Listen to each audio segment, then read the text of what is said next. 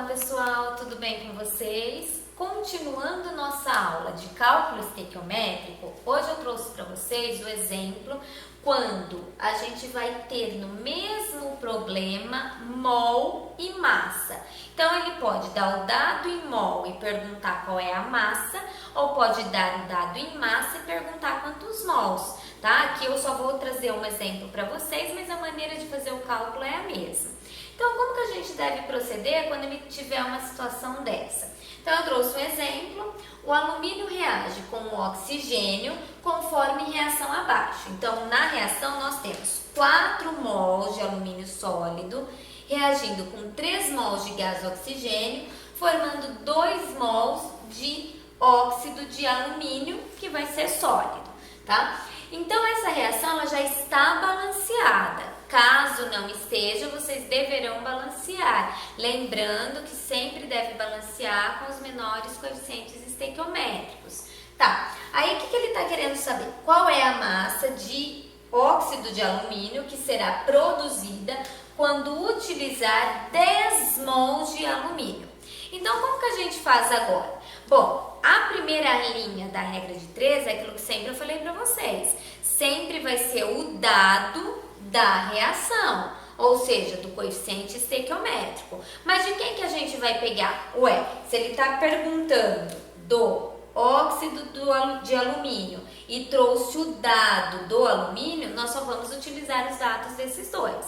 Então, qual que é a proporção estequiométrica que a reação me falou? Falou que eu tenho 4 mols de alumínio para formar 2 mols de Al2O3. Se a gente quiser fazer este problema utilizando apenas uma regra de 3, o que a gente tem que fazer? Transformar este mol que está aqui do óxido de alumínio para massa. Por quê? Porque do óxido de alumínio não é a massa que ele quer saber? Então, a gente transforma esse mol para massa. Então, ó, só vou fazer o quê? Eu vou copiar este valor aqui, o 4 mols, que é o valor da estequiometria, da reação de alumínio, forma 2 mols de óxido de alumínio. Aí, o que a gente tem que saber? Olhar lá na tabela periódica. Alumínio vai ser 27 vezes 2, então vai dar um total de 54. Oxigênio é 16 vezes 3, vai dar um total de 48. Então, vamos somar isso daqui, 54 com 48. Nós vamos achar que vai ser a massa total do óxido de alumínio, vai dar 102 gramas para cada 1 mol de óxido de alumínio, mas aqui a reação trouxe 2. Então, eu vou ter que multiplicar esses 102 gramas por 2 mols, que vai dar 204 gramas. 204 gramas. E agora, o que eu faço? Qual foi o dado que o problema me deu? 10 mols. 10 mols de alumínio, qual que vai ser a massa formada aqui? E vou resolver esta regrinha de 3. Aí, quando a gente resolve essa regrinha de 3, nós vamos achar o valor da massa do óxido de alumínio como sendo, vamos fazer aqui rapidinho, vai dar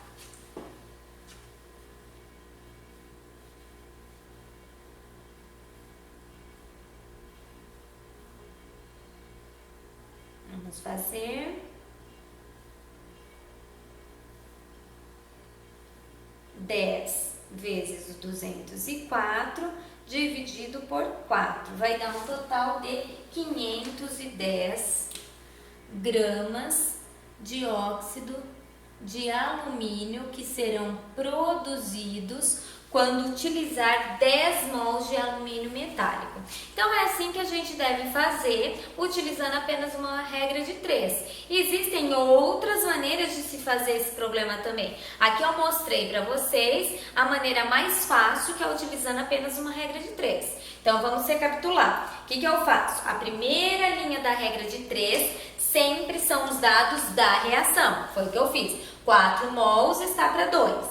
Aí, o que eu fiz? Copiei o quadro. Por que eu copiei? Porque o dado que o problema tinha me dado do alumínio era em mol. Então, eu permaneci em mol, ó, mol e mol. O que eu fiz com os 2 mols do óxido de alumínio? Porque ele queria saber a massa do óxido de alumínio. Eu transformei esse 2 mol para massa. Para aí sim eu colocar o M aqui, que seria a minha incógnita, e resolver a regrinha de 3. Então, seria dessa maneira. O próximo exemplo agora vai ser com o volume, quando ele der volume nas condições normais de temperatura e pressão. Então, pessoal, agora continuando a nossa aula com o exemplo volume versus mol ou massa, né? Volume, então, toda vez que a gente falar volume, vai ser para um gás. Tá? E um dado que é importante vocês saberem é que nos problemas que eu vou passar para vocês, sempre vai ser as condições normais de temperatura e pressão. O que seriam essas condições normais de temperatura e pressão? É para cada, né, quando tiver, aliás, 25 graus Celsius e 1 atm. E o que significa isso? Que nessas condições de 25 graus Celsius e 1 atm, 1 mol, nas condições normais de temperatura e pressão, equivale a 22,4 litros. Só vale para essas condições aqui, condições normais de temperatura e pressão, que é CNTP. Então, eu tenho que passar essa informação para vocês, porque se eu não passar, a maneira de fazer o cálculo é diferente. Aí já não vai ser 22,4 litros, porque não vai ser CNTP, tá? Então, eu tenho que colocar para vocês que são essas condições. Então, tá, sabendo isso, a gente consegue resolver o problema abaixo. Qual é o volume de CO2 gasoso que será produzido nas condições normais de temperatura e pressão, que é CNTP, quando for utilizado 320 gramas de carbonato de cálcio sólido? Então, temos a reação, carbonato de cálcio sólido se decompondo em óxido de cálcio e gás de óxido de carbono. Então, a reação, se a gente olhar, já está balanceada. O que significa, então? Que eu tenho 1 mol de carbonato de cálcio, formando 1 mol de óxido de cálcio e 1 mol de CO2, que é o dióxido de carbono. Quem que nós vamos relacionar na regra de 3? Ué, ele deu o dado de quem? Do carbonato de cálcio. Então, tem que aparecer 1 mol de carbonato de cálcio. Forma quanto esse 1 mol de carbonato de cálcio? Forma 1 mol de CO2. Por que 1 mol de CO2? Porque é de quem ele está pedindo volume. O que a gente tem que fazer? Aqui, a reação nos traz a informação em mol. Foi o que eu coloquei, em mol. Mas o problema nos deu o dado do carbonato de cálcio em massa. Então, nós temos que transformar este mol para massa. Quando a gente transforma esse mol para massa, utilizando os valores de massa atômica, somando todos, que a gente vai ter a massa molar, como é 1 mol de carbonato de cálcio, somando todos os valores, nós vamos encontrar que vai ser 100 gramas de carbonato de cálcio.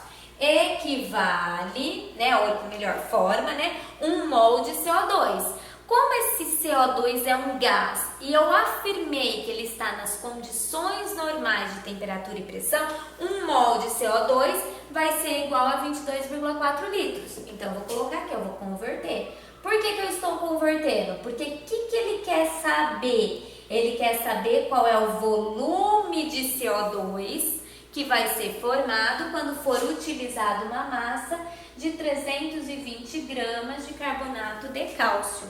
Vou resolver esta regrinha de 3 e vou encontrar o quê? Que o volume de CO2 nas condições normais de temperatura e pressão, quando utilizar 320 gramas de carbonato de cálcio, vai ser igual a 71,68 litros, que serão formados.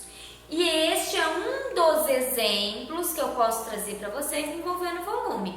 Vão ter outros exemplos, com certeza, mas o que eu quero falar para vocês é que nas nossas aulas eu só vou mostrar para vocês a maneira de resolver quando a gente estiver nas condições normais de temperatura e pressão. Então, o que vocês têm que gravar? Que 1 mol de qualquer gás nessas condições equivale a 22,4 litros. Guardando isso, vocês conseguem fazer qualquer problema que envolva volume nas condições normais de temperatura e pressão. Então é isso que eu tinha para falar para vocês. Nas próximas aulas nós ainda continuaremos com cálculo estequiométrico, porém envolvendo pureza, rendimento, então vai mudar um pouquinho a maneira de se fazer o cálculo. Reagentes em excesso e assim por diante. Então até mais, tchau, tchau!